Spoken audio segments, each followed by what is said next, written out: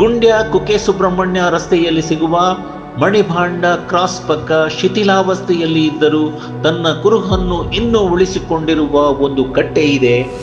ಅದೇ ನಾನಿಲ್ಲಿ ನಿಮಗೆ ಪರಿಚಯಿಸುತ್ತಿರುವ ನಾಯಿ ಕಟ್ಟೆ. ಹೌದು, ನಿಮ್ಮ ಊಹೆ ಖಂಡಿತ ನಿಜ. ಇದು ಒಂದು ನಾಯಿಯ ಸ್ಮರಣಾರ್ಥ ಕಟ್ಟಿದ್ದ ಕಟ್ಟೆ. ಇದು ಅಂತಿಂತಹ ಕಟ್ಟೆಯಲ್ಲ.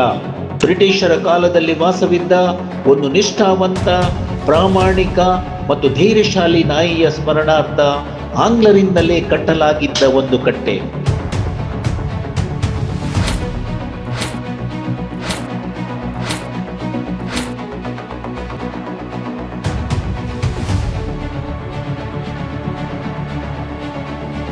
ಏನಿದು ಈ ನಾಯಿ ಕಟ್ಟೆ? ಬನ್ನಿ ನೋಡೋಣ ನಮ್ಮ ಕೊಂಬಾರು ಯೂಟ್ಯೂಬ್ ವಾಹಿನಿಯಲ್ಲಿ. ಈಸ್ಟ್ ಇಂಡಿಯಾ ಕಂಪನಿಯನ್ನ ಸ್ಥಾಪಿಸಿ ತ್ರಾಸು ಹಿಡಿದು ವ್ಯಾಪಾರಕ್ಕೆಂದು ನಮ್ಮ ದೇಶಕ್ಕೆ ಕಾಲಿಟ್ಟ ಆಂಗ್ಲರು ನಮ್ಮಲ್ಲೇ ಜಗಳ ಮಾಡಿಸಿ ತೀರ್ಪನ್ನು ಕೂಡ ಅವರೇ ಮಾಡ್ತಾ ಇಡೀ ದೇಶವನ್ನ ನಿಯಂತ್ರಣಕ್ಕೆ ತೆಗೆದುಕೊಂಡು ನಮ್ಮ ದೇಶವನ್ನು ಆಳಿದ ರೀತಿ ಭಯಾನಕ ಮತ್ತು ರೋಚಕ. ಪ್ಲಾಸಿ ಮತ್ತು ಬಕ್ಸರ್ ಕದನಗಳ ನಂತರವೇ ಇದು ಅವರಿಗೆ ಸಾಧ್ಯವಾಯಿತು. ಪಶ್ಚಿಮ ಘಟ್ಟದ ತಪ್ಪಲಿನಲ್ಲಿರುವ ಕೊಂಬಾರು, ಸಿರಿಬಾಗಿಲು ಮತ್ತು ಐತೂರು ಗ್ರಾಮಗಳಲ್ಲಿ ಮೊನ್ನೆವರೆಗೂ ಇದ್ದ ಬ್ರಿಟಿಷರ ಅಳಿದುಳಿದ 3 ಬಂಗಲೆಗಳ ಕುರುಹು ಇಂತಹ ದುರ್ಗಮ ಪ್ರದೇಶಗಳಲ್ಲಿ ಕೂಡ ಅವರು ರಾಜ್ಯಭಾರ ಮಾಡಿದ ಪರಿಯನ್ನ ಸಾರಿ ಹೇಳುತ್ತಿವೆ. ಐತೂರು ಗ್ರಾಮದ ಸುಂಕದ ಕಟ್ಟೆ, ಮುಗೇರಡ್ಕ ಹಾಗೂ ಸಿರಿಬಾಗಿಲಿನ ಇಂದಿನ ರೈಲ್ವೆ ಸ್ಟೇಷನ್ ಪಕ್ಕ ಒಟ್ಟು 3 ಸುಸಜ್ಜಿತ ಬಂಗಲೆಗಳಿದ್ದವು.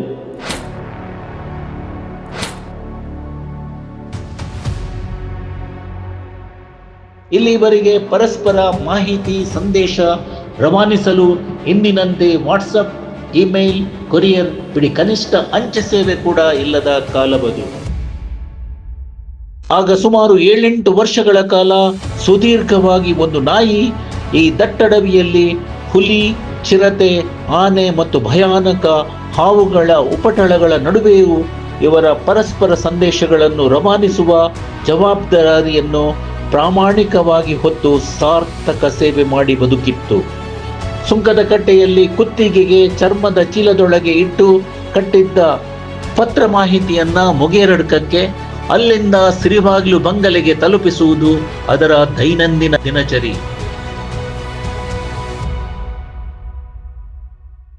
ಹೀಗೆ ಒಮ್ಮೆ ಹುಲಿಯ ಬಾಯಿಯಿಂದ ಹೇಗೋ ತಪ್ಪಿಸಿಕೊಂಡು ಸಿರಿಬಾಗಿಲು ಬಂಗಲೆಗೆ ಪತ್ರ ಬಟವಾಡೆ ಮಾಡಿ ಮಣಿಭಾಂಡ ಸಮೀಪ ಚಾಕಟೆ ಮರ ಎಂಬ ಪ್ರದೇಶದಲ್ಲಿ ಅದು ತನ್ನ ಕೊನೆಯ ಉಸಿರನ್ನ ಎಳೆದಿತ್ತು.